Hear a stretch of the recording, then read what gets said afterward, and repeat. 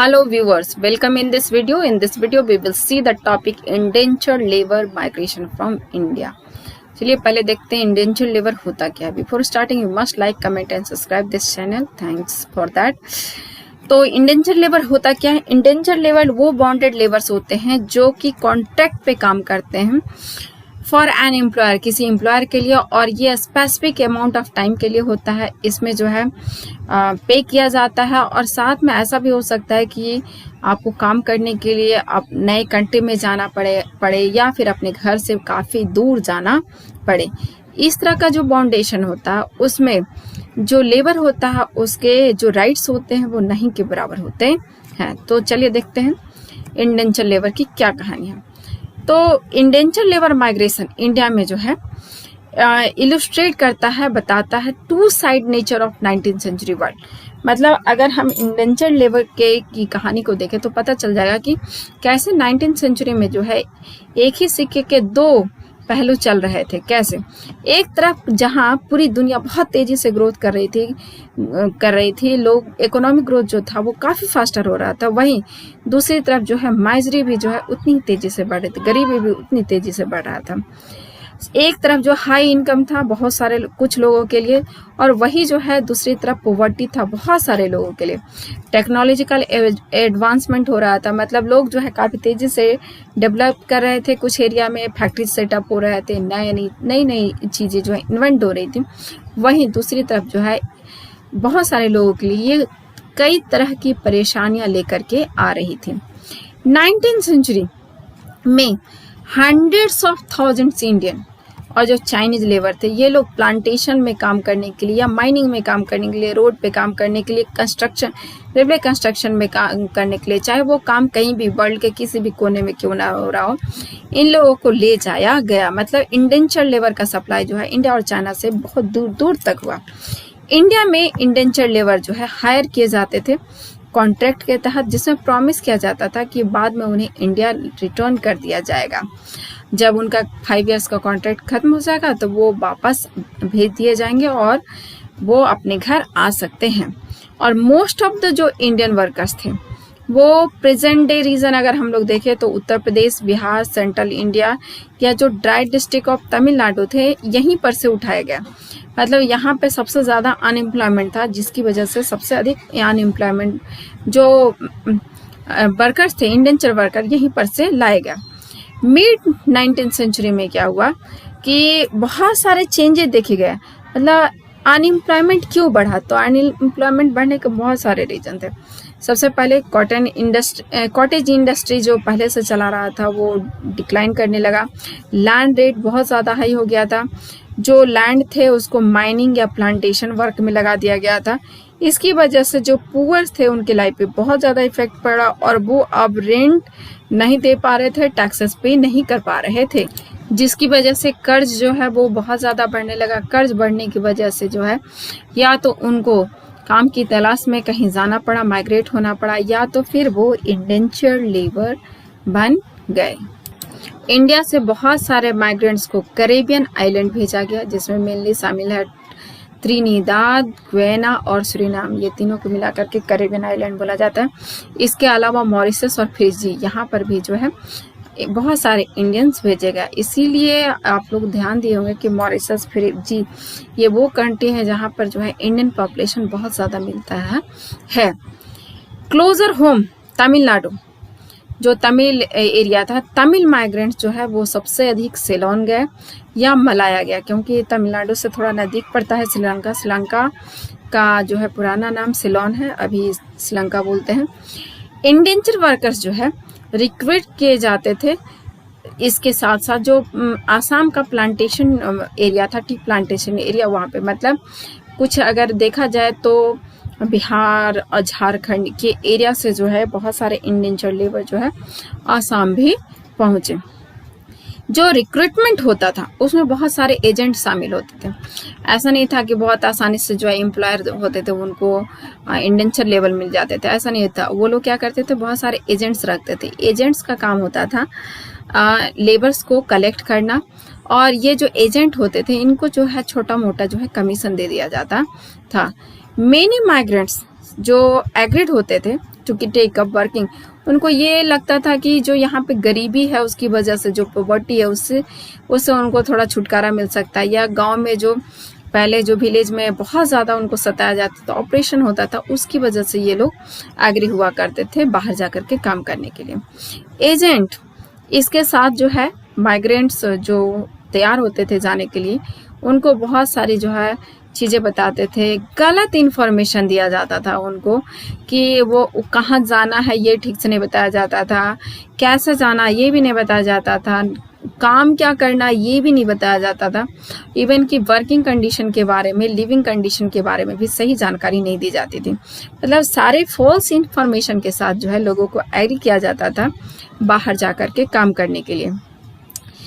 कुछ जो माइग्रेंट्स वो तो तैयार भी नहीं होते थे, अगर वो नहीं तैयार होते थे तो उनको जो है इवन कि मतलब उनको ये नहीं बताया जाता था कि उनको क्या करना। अगर मान लीजिए वो नहीं तैयार होते थे तो उनको जो फोर्सिबली जो है उनके बिल के खिलाफ जो है वो नहीं चाह रहे, फिर भी उनको जो है उठा लिया जाता था।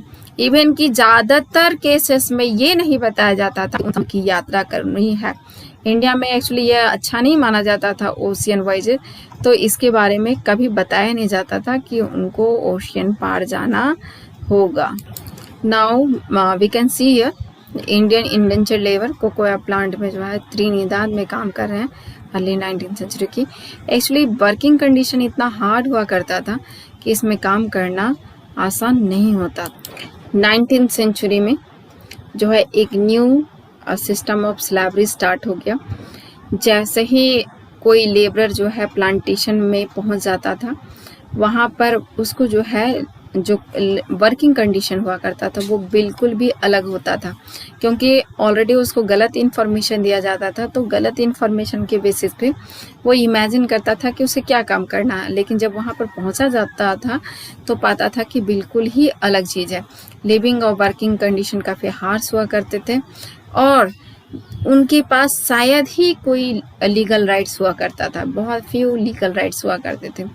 बट वर्कर्स ने जो है जो जहाँ पर रहते हैं वहीं पर जो है सरवाइव करने का नया तरीका खोज डाला। मेनी और बहुत सारे लोग जो है भाग कर एक्सेप्ट इनटू द वाइल्ड्स, जंगलों में भाग गए। लेकिन अगर मान लीजिए कोई भागते हुए पकड़ा जाता था तो उसको जो है काफ़ी सेवियर पनिशमेंट मिलता था। मतलब जो लोग वर्किंग कंडीशन को नहीं टॉलरेट कर पाते थे वो लोग भागने की भी कोशिश करते थे।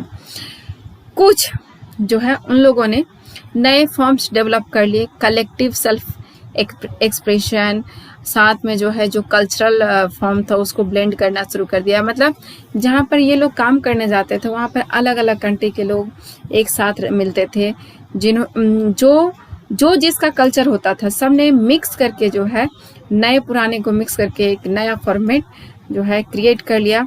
जैसे त्रिनिदाद में जो है अगर देखा जाए वहाँ पर एनुअल जो मुहर्रम का प्रोसेसन था उसको कन्वर्ट कर दिया गया होसे में, इसको नया कार्निवाल बना दिया गया जिसका नाम रखा गया होसे, जो इमाम हुसैन के नाम पे रखा गया था।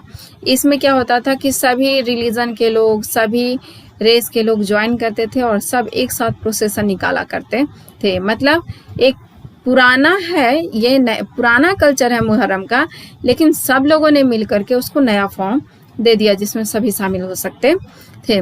उसी तरह से जो है एक प्रोटेस्ट रिलीजन था रास्ताफरियनिज्म, ये जो है इसको फेमस किया था जमैका रेगे स्टार बॉब मार्ले ने।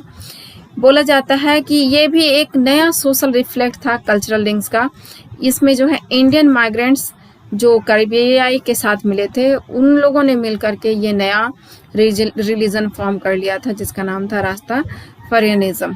उसी तरह से एक चटनी म्यूजिक था जो कि काफ़ी पॉपुलर था त्रिनिदाद ग्वेना में। इसमें जो है अनदर तरह का ये क्रिएटिव कंटेम्प्रेरी एक्सप्रेशन था पोस्ट इंडेंचर एक्सपीरियंस में। आप ऐसे समझिए क्या था चटनी म्यूजिक। मान लीजिए कि 8 से 10 वर्कर कहीं पर बैठे हुए हैं और 10, और उन्हें जो है कुछ अच्छा नहीं लग रहा, तो उन्होंने कुछ, किसी ने जो है ताली बजाना शुरू कर दिया, तो किसी ने गाना शुरू कर दिया, किसी ने डांस करना शुरू कर दिया। इस तरह से बना चटनी म्यूजिक। मतलब सब कुछ मिला करके जो नया फॉर्मेट बना वो था चटनी म्यूजिक। और इस तरह के जो एक्सप्रेशन थे कल्चरल फ्यूजन के, इसने जो है नए ग्लोबल वर्ल्ड को क्रिएट किया, जहाँ पर बहुत सारी चीज़ें जो अलग थी, डिफरेंट थी, वो सब के सब मिक्स हो गई। इसमें ओरिजिनल जो कैरेक्टर था वो कहाँ चला गया पता नहीं, और इसने जो है एक नए तरीके से जो है पूरी दुनिया को देखा। इसमें सब कुछ नया था। यहाँ आप लोग देख सकते हैं, ये इंडेंचर्ड लेबर है। इन लोगों के नाम नहीं हुआ करते थे, इन सब के नंबर दिए जाते थे, इन नंबर से ही इनको पहचाना जाता था। यहाँ पर ज़्यादातर जो इंडेंचर वर्कर थे वो अपना कॉन्ट्रैक्ट खत्म होने के बाद कभी अपनी कंट्री को लौटे नहीं।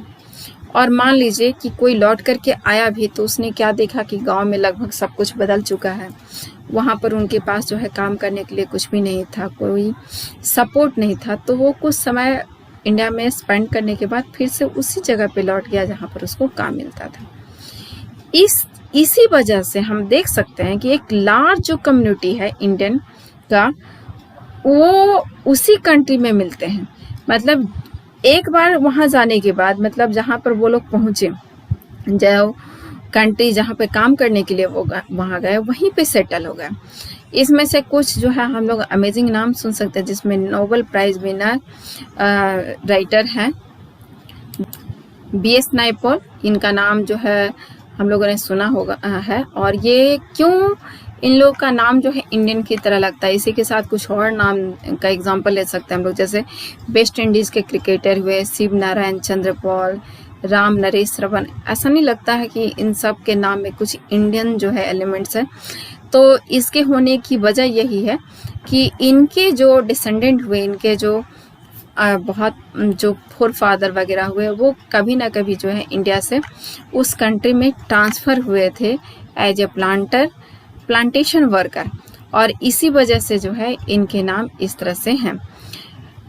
फ्रॉम 1900, अब ये जो सिचुएशन था ये कब से चेंज होने लगा, तो ये चेंज हुआ 1900 के बाद। इस वक्त तक जो है हमारे इंडिया में बहुत सारे जो नेशनलिस्ट लीडर थे, उन लोगों ने जो है अपोज करना शुरू कर दिया the system of indenture labour.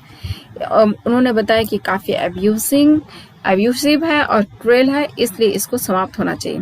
Lastly 1921 में जा करके जो है ये सिस्टम समाप्त हुआ। 8 for a number of decades after, the descendant of Indians indentured worker often thought of a coolage। लेकिन क्या आपको लगता है कि जब ये लोग वहीं पर सेटल हो गए तो इनको रिस्पेक्ट मिलता था? नहीं। एक्चुअली जो इंडियन इंडेंचर वर्कर्स थे, इनको बहुत बार जो है बहुत समय तक जो है कूली के नाम से वहाँ चिढ़ाना जिसको बोलते हैं जाता था। अनईजी फील करते थे ये लोग करीबियाई आइलैंड में। इसमें से कुछ जो है आपको मिल जाएगा, जैसे नायपॉल की जो अर्ली नॉवेल्स है उसमें जो है इसी तरह के कुछ एग्जाम्पल्स दिए हुए हैं, जिसमें सेंस ऑफ लॉस एलिएशन के बारे में उनको बताते हैं कि कैसे उनको अच्छा नहीं लगता था। बाद में धीरे धीरे जो है जब ह्यूमन राइट्स को जो है सब जगह इम्प्लीमेंट किया गया, तब जा कर के इन लोगों की कंडीशन भी जो है उस कंट्री में कुछ ठीक हो पाई।